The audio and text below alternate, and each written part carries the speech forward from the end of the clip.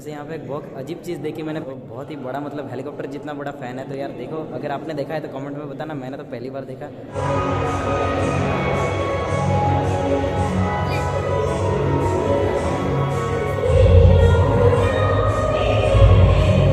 राजा की इस आज्ञा का उल्लंघन करेगा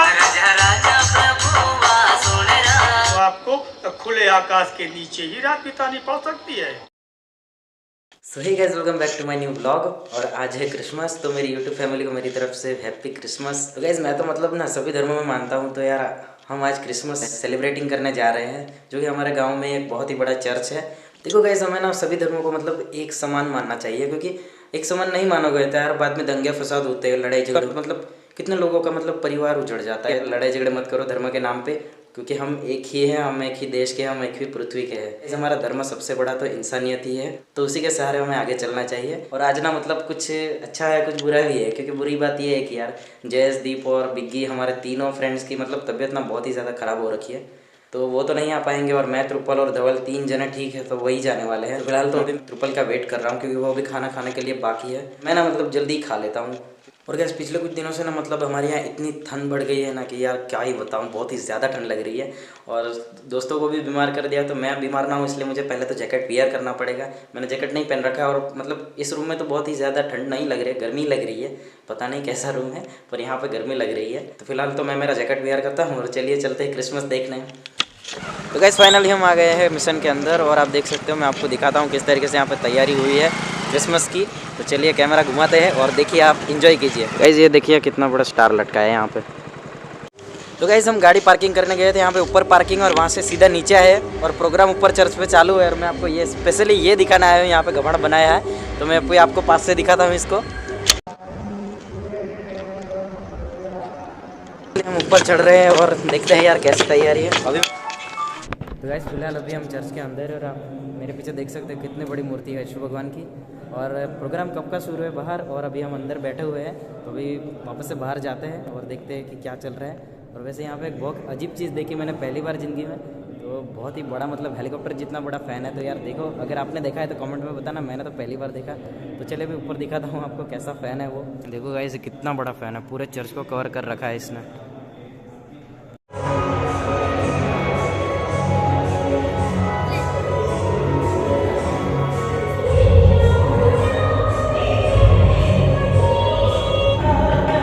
प्रोग्राम शुरू हो गया, चलिए बाहर चलते हैं। तो गाइस, हमारे साथ रोहित बाबा भी आए हैं, और पता नहीं अचानक से कहीं से टपक पड़ा है, ये तो मिल गया है, तो यार इसको भी थोड़ा काम पे लगा देंगे हम। ये हमारे सुचित सिंह भी आज आए हैं, ये तो आएंगे ही ना, इनका तो त्यौहार है यहाँ पे। तुम्हें उस घटना के बारे में बताएंगे कि किस प्रकार प्रभु यीशु का जन्म हुआ और क्यों हुआ।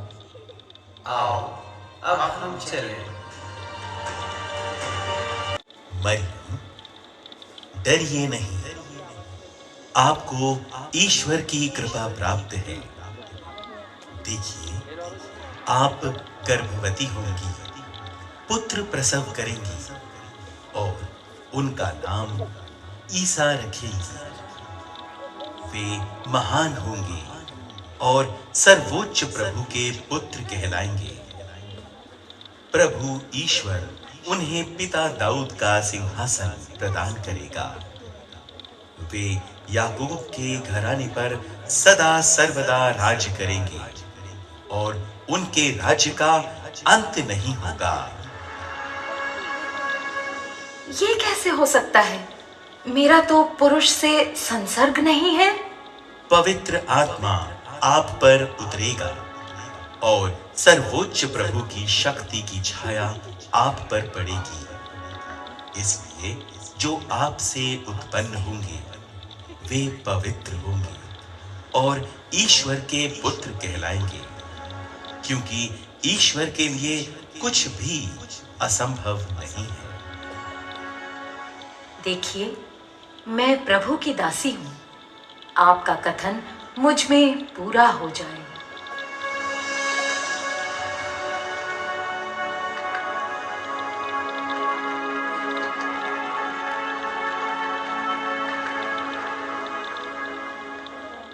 यूसुफ, प्रभु की कृपा आपको प्राप्त हो।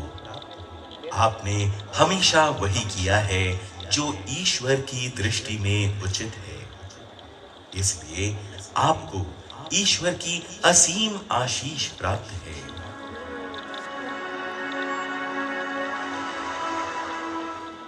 आप कौन हैं और आपकी इस ईश्वरीय आशीष का क्या मतलब है? यूसुफ, दाऊद की संतान, अपनी पत्नी को अपने यहाँ लाने में नहीं डरे, क्योंकि उनके जो गर्भ है वो पवित्र आत्मा से है। वो पुत्र प्रसव करेंगी और आप उनका नाम ईसा रखेंगे, क्योंकि वे अपने लोगों को उनके पापों से मुक्त करेंगे।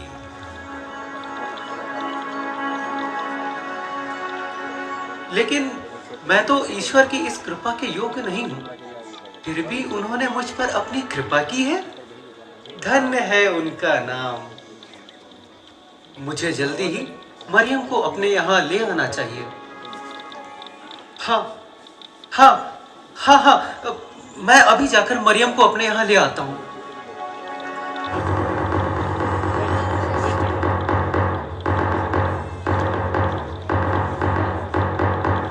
सुनो सुनो सुनो, राजाधिराज रोम सम्राट श्री कैसर अगस्तस महान का ये फरमान है कि सभी लोग अपने अपने कुल और जाति के नगरों में जाकर जनगणना सूची में अपना नाम दर्ज करा ले। जो कोई भी राजा की इस आज्ञा का उल्लंघन करेगा उसे कड़ी से कड़ी सजा मिलेगी। सुनो सुनो सुनो,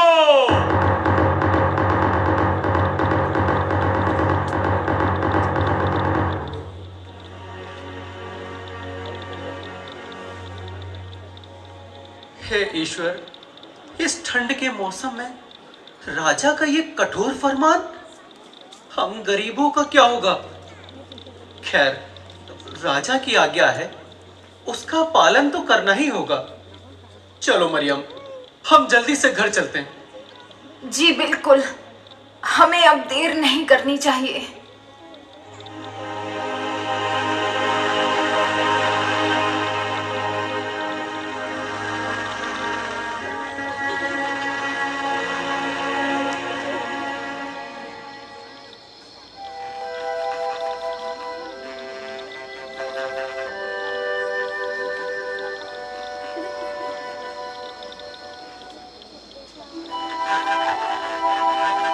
स्वामी, हमें और कितनी दूर जाना है?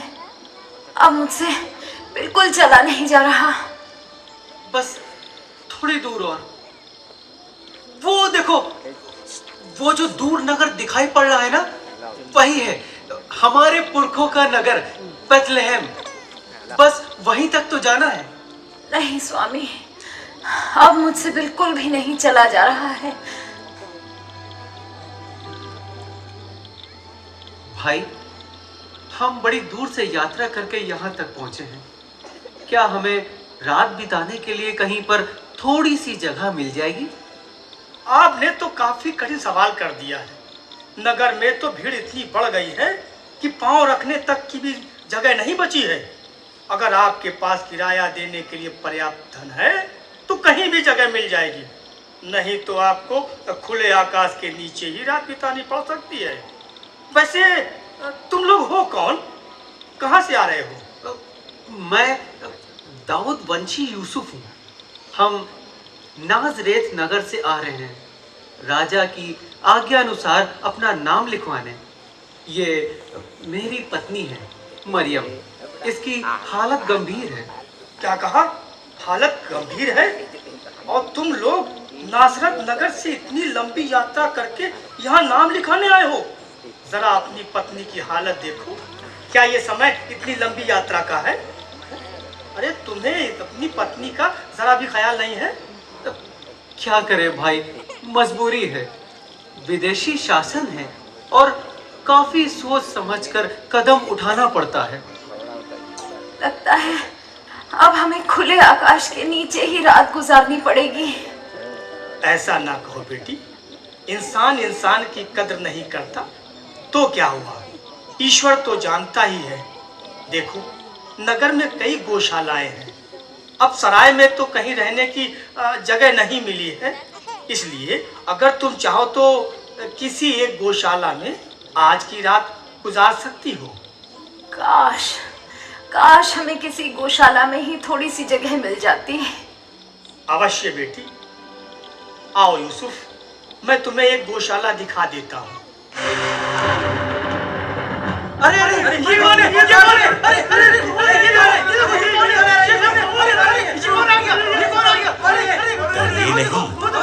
अरे डरिए नहीं, मैं प्रभु का दूत हूँ और तुम लोगों को बड़े आनंद का संदेश सुनाने आया हूँ।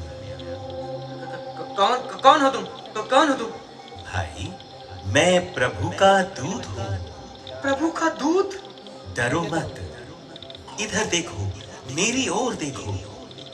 मैं तुम लोगों को बड़े ही आनंद का संदेश सुनाने आया हूँ। आनंद का संदेश? नहीं, ये कोई चाल है। हमें इसकी बात का भरोसा नहीं करना चाहिए, पता नहीं ये क्या कर दे। अरे जाओ नहीं, जाओ नहीं, रुको, मेरी बात सुनो। संसार के मुक्तिदाता, गरीबों के मसीहा ने जन्म ले लिया है। मैं उन्हीं के जन्म का संदेश सुनाने के लिए तुम्हारे पास आया हूँ। क्या कहा? गरीबों के मसीहा? यानी कि क्या मसीहा ने जन्म ले लिया है? परम पावन ईश्वर के पुत्र ने बेथलेहम की एक गौशाला में जन्म लिया है। यदि तुम्हें मेरी बातों पर विश्वास नहीं है तो जाओ स्वयं देख लो। तुम एक बालक को चरनी में लेटा और सफेद वस्त्र में लिपटा हुआ पाओगे, वही मसीहा है। लेकिन आप इतना बड़ा अद्भुत समाचार सभी बुद्धिमानों को छोड़कर हम गरीबों को ही क्यों सुना रहे हैं? क्योंकि वो गरीबों के मसीहा है। क्या कहा? गरीबों का मसीहा? हाँ, गरीबों की मसीहा। लेकिन वो मात्र गरीबों के ही मसीहा नहीं, बल्कि वो हर एक जरूरतमंद व्यक्ति के मसीहा है। चलो चलो, हम अपने मसीहा का दर्शन करने चलें। हाँ हाँ, चलो चलो, हमारे यही है हमारे मुक्तिदाता। स्वर्ग और संसार के सभी वैभव छोड़कर इन्होंने हम गरीबों की सुध ली है। यही है ईश्वर का हम मनुष्यों के प्रति प्रेम। मनुष्य हमें भूल सकते हैं, लेकिन ईश्वर नहीं। हे प्रभु, तू धन्य है, तू महान है। गरीबों के मसीहा की जय हो। आओ हम अपने मसीहा की स्तुति करें। नाचे झूम के आज सभी गा रहे, सुर मिला रहे, आज सभी गा रहे, सुर मिला रहे, मिलके करे वंदना। चरवाहे नाचे झूम के, चरवाहे नाचे झूम के।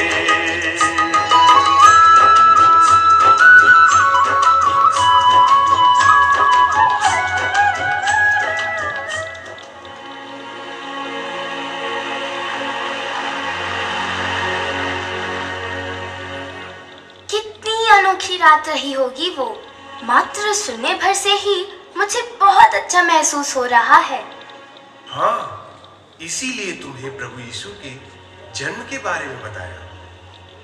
ये प्रेम और शांति जब तक इंसान अपने अंदर महसूस नहीं करेगा, तब तक वो इसे औरों में कैसे बांट पाएगा? बदलाव हमें अपने अंदर लाना है।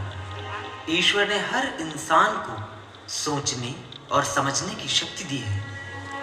इंसान का सच्चा साथी उसका अपना अंतर मन होता है और उसे अच्छाई और बुराई के बीच का फर्क हमेशा बताता है।